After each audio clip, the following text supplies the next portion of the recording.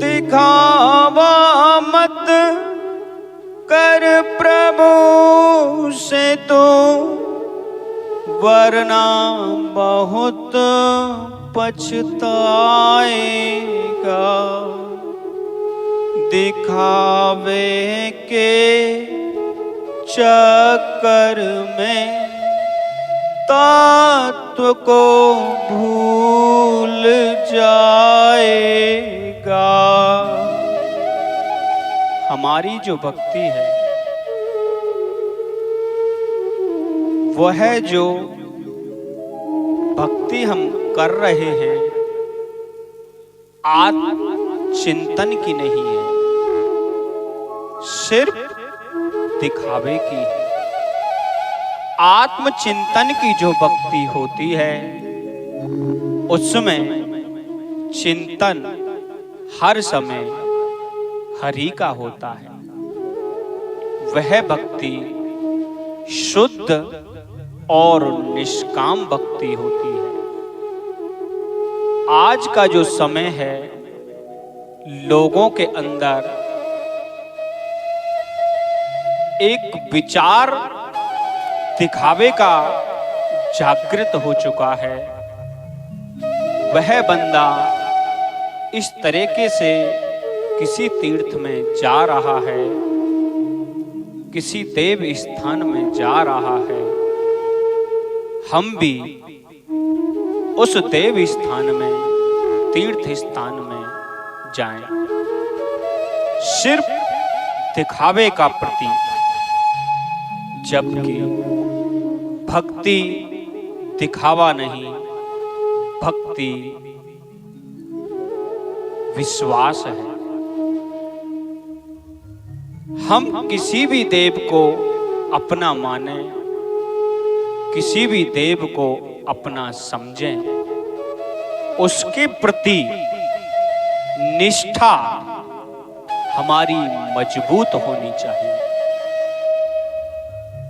हमको हमारी भक्ति का, हमारे किए गए कर्म का फल प्राप्त क्यों नहीं होता, उसका कारण यही है कि हम दिखावा तो कर रहे हैं सभी जगह जाके, लेकिन हमारे अंदर का जो विश्वास है, हमारे अंदर का जो चिंतन है, ना तो वह शुद्ध है, ना ही वह निष्काम है।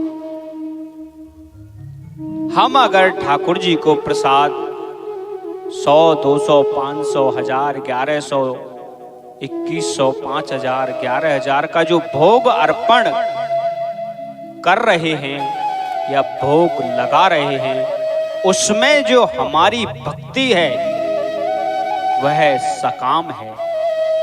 उसमें हमारी इच्छा है कि हम प्रभु को इतने रुपए की प्रसादी, इतने रुपए का भोग लगा रहे हैं या लगवा रहे हैं, हमारी यह कामना पूर्ण हो जाए। आप अपने हिसाब से प्रभु को चलाना चाह रहे हो, यहां आप सबसे बड़ी भूल कर रहे हो। क्यों कि हरि को समझना बड़ा कठिन है। तुम चाहते क्या हो, वो देगा क्या, वो चाहता क्या है, तुम्हें मिलेगा क्या। इस बात का आपको अंदाजा ही नहीं है और आपने कभी यह विचार नहीं किया। अरे तू जो चाहता है उससे भी आगे तुझे मिलेगा, लेकिन अपनी भक्ति को शुद्ध और निष्काम रख। वह यह देखता है कि जीव का इसमें भला है या उसका बुरा है।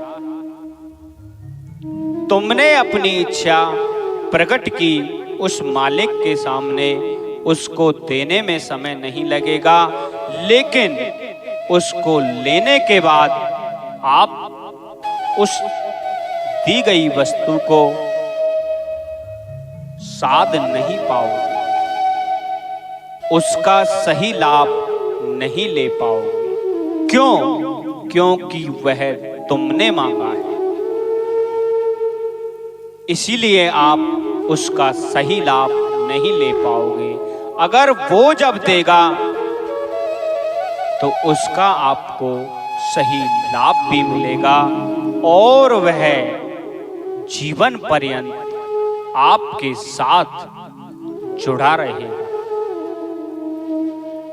एक बार हरि को समझने की कोशिश करो। मांगने के लिए वो आपको क्या क्या दे देगा, इस बात का आप अंदाजा भी नहीं लगा सकते। आपको सबसे पहले उसको समझना होगा कि वह है क्या। आपने समझा है नहीं, विचारा है नहीं, चिंतन उसका है नहीं और अपनी मांग उसके सामने रख दी। उसको देने में दिक्कत नहीं है, लेकिन आपको उसे चलाने में, आपको उसे एडजस्ट करने में दिक्कत है, क्योंकि आपकी मांग से हिसाब से दिया हुआ फल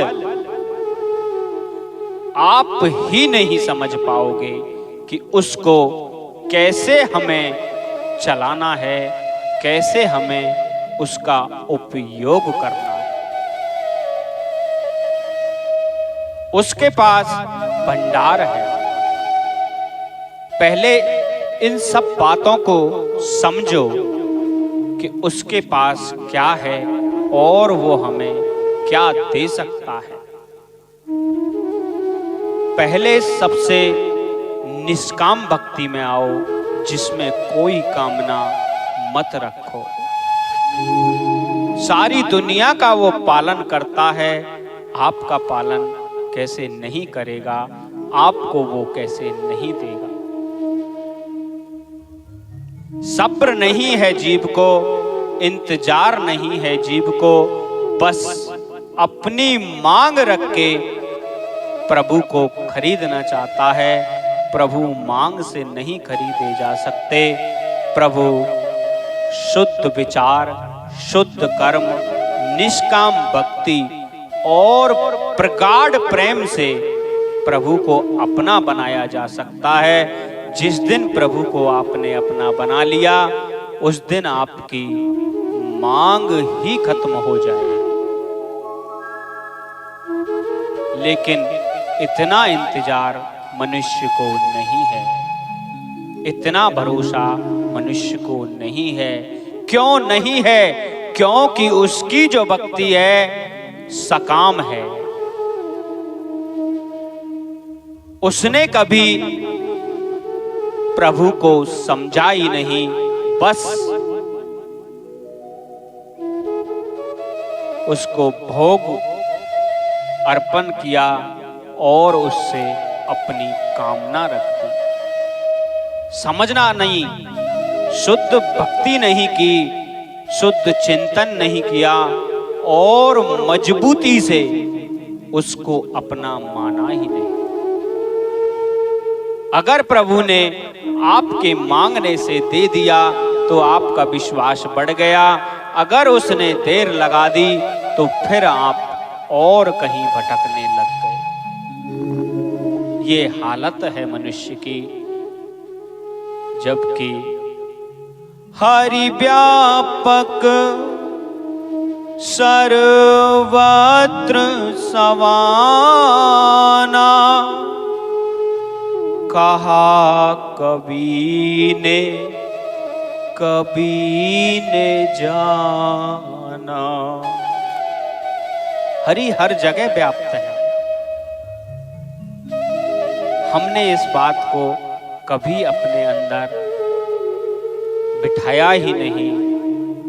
सिर्फ हमारी जो दौड़ है वह चलती ही रहती है। आज इस मालिक से मांगा, नहीं मिला, मालिक बदल दिया। दूसरे से मांगा, नहीं मिला, मालिक बदल दिया। तीसरे से मांगा, नहीं मिला, मालिक बदल दिया। ये नीति है हमारी, ये भक्ति है हमारी। न विश्वास है, न चिंतन है तो क्या, सिर्फ एक मांग, हमारी ये इच्छा पूरी कर दो प्रभु, हमारी ये इच्छा पूरी कर दो प्रभु। प्रभु तो सबकी इच्छा पूरी करता है, लेकिन हमारे पास इतना भजन, इतनी शुद्धता, इतना चिंतन, इतना विश्वास, इतना प्रेम होना चाहिए ताकि हम मांग सकें। 4 दिन का दिखावा, पूरे जीवन का मांगना। किसी ने 4 दिन का दिखावा कर लिया, मंदिर जा लिए, नाम स्मरण कर लिया और बस प्रभु से मांग रख दी, हे प्रभु हमारी ये इच्छा पूरी कर दो। स्वार्थी मनुष्य है। शास्त्र बार बार कह रहा है प्रभु की भक्ति शुद्ध और निष्काम करो। इस बात का चिंतन, इस बात पर ध्यान किसी का नहीं है। हम आधे अधूरे में लटके हुए हैं और आधे अधूरे में लटके हुए ही चले जाएंगे जब तक हम अपना चिंतन, शुद्धता और प्रभु में प्रेम, प्रगाढ़ता और विश्वास नहीं बढ़ाएंगे। तब तक पूरा जीवन आधे अधूरे में ही व्यतीत हो जाएगा। कल्पना, इच्छाएं अंदर ही दफन हो जाएंगी और पूरे जीवन प्रभु को कोसते कोसते निकल जाएगा। पुण्य किया नहीं, शुद्ध हुए नहीं, निष्कामता आई नहीं, विश्वास मजबूत हुआ नहीं और जीवन व्यतीत हो गया और बस रोते रहे। प्रभु ने ये पुकारा, ये इच्छा हमारी पूरी नहीं की। किसी वस्तु को खरीदने के लिए उसकी बराबर आपके जेब में उसका मूल्य देने की क्षमता होनी चाहिए। अगर हम प्रभु से कुछ मांग रहे हैं तो उसकी बराबर हमारे अंदर बजट नाम का इकट्ठा होना चाहिए। बजट है नहीं, बात बड़ी, मांग बड़ी, भ्रमण बड़ा। इस प्रभु को छोड़ा, उसको पकड़ा, उसको छोड़ा, उसको पकड़ा। पूरा जीवन व्यर्थ कर दिया। ना मांग पूरी हुई, ना मन शांत हुआ। ये क्या जीवन है? ये अमूल्य जीवन है। नाम तत्व है, नाम शक्ति है, चिंतन सार है। समझो, पहले उस चीज को गहराई से समझो, फिर प्रभु से अपनी मांग रखो, तब वह मांग आपकी पूरी होगी। आधे अधूरे में जीवन व्यतीत मत करो।